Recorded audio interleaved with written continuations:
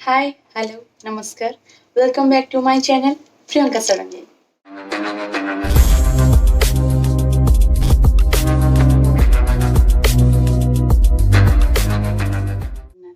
ଯେମିତିକି ଆପଣମାନେ ଜାଣିଛନ୍ତି ଏବେ ମହାପ୍ରଭୁ ଜଗନ୍ନାଥ ଅଣସର ଘରେ ଅଛନ୍ତି। ଜଗନ୍ନାଥଙ୍କର ରଥ ତିଆରି ଚାଲିଛି।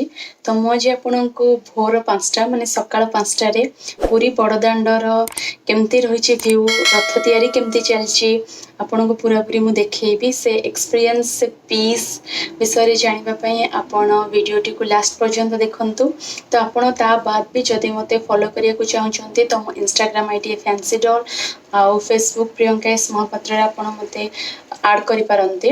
ଆଉ ମୋର MX ଟକାଟକରେ ବି ଆଇଡି ଅଛି। ତ MX ଟକାଟକୁ ଯାଇକି ବି ଆପଣ ଫଲୋ କରିପାରନ୍ତି।